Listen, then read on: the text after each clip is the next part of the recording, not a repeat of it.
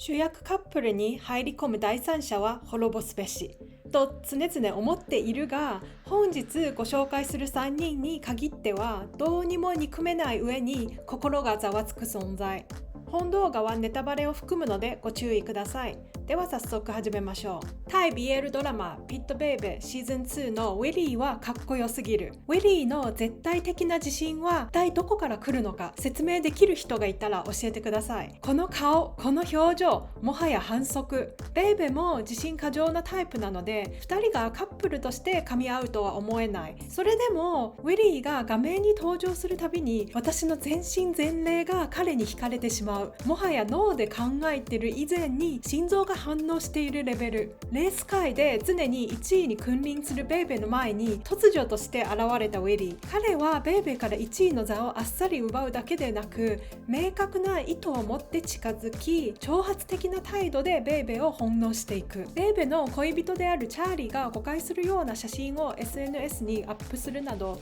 まるで2人の関係に意図的に亀裂を入れているような言動も多発する。ピットベイベーは NC シーンを惜しみなく見せてくれるのはありがたいが、チャーリーが攻めに見えないため個人的にはほんの少しだけ違和感を感じる時もある。一番おすすめしたいのは第5話ラスト。ウィリーとベイベーの接近戦は正直興奮を抑えきれなかった。無理やりでもいいから行っちゃってくれと期待してしまったのは私だけかしら。チャーリーごめんなさい。次はタイ BL ドラマバッドガイマイボスのキムはセフレから彼氏に昇格してほしいランキング1位。エリースは複数のセフレを抱えているが、その中でもキムは一番のお気に入り。本命の秘書であるパットにそのセフレリストの管理までさせているあたり、エリースの狂気じみた余裕は半端ではない。ちなみにパットはメガネ受けの可愛い系なので完全に私の守備範囲外だからこそ、キムがエリースの部屋に入り天地をひっくり返すような熱量で NC シーンが始まった時、思わず息を飲んだ。残念ながらこの2人の NC シーンはその一度きりだったが、キムは本気でエリースを愛しているし、ビジネスパートナーとしても彼を全力で支えている。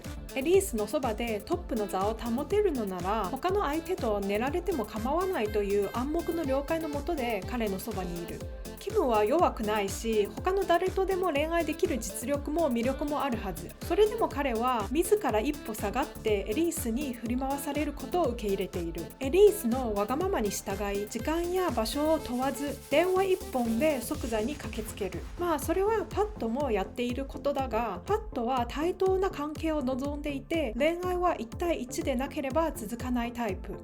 一方キムは見返りを求めず、ただその中の特別な一人でいられればいいと割り切っている大人。こんなにかっこよくて一途で、しかも体の相性も最高なセフレを昇格させずに誰を昇格させるというのか。答えはもう分かっているから言わんでくれ。最後に韓国 BL ドラマシークレット・リレーションズのスヒョンに同情せずにはいられない。このドラマに出てくる全員が独自の思考回路を持ちすぎて BL を腐るほど見てきた私でも完全には理解できなかった。物語はダオンを中心に展開。学生時代から付き合いがあるジェミンとスヒョン、そして職場で出会ったソンヒョンがダオンをめぐって泥沼の関係に陥っていく。学生時代ジェミンとスヒョンはどちらもダオンが好き。しかしジェミンはダオンはスヒョンのことが好きだと思い込み、逆にスヒョンはダオンはジェミンに気があると信じ込んでいた。そこでジェミンはスヒョンに俺らが付き合ってることにしようと提案。そうすればどちらもダオンを奪われる不安から逃れられると考えた。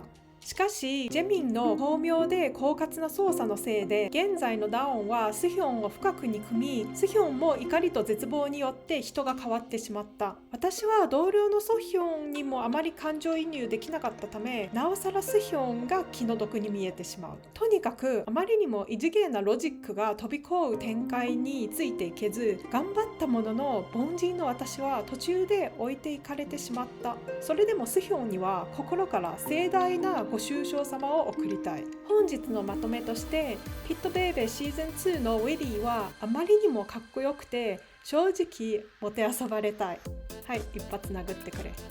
バッドガイマイボスのキムは私の中でセフレから本命への昇格希望堂々の1位です。あと2人の NC シーンをもっと見せてほしかった。シークレットリレーションのスヒョンにはユリの100本添えで心よりお察し申し上げます。皆さんが思う憎めない第三者がいればぜひコメント欄で教えてください。ではでは。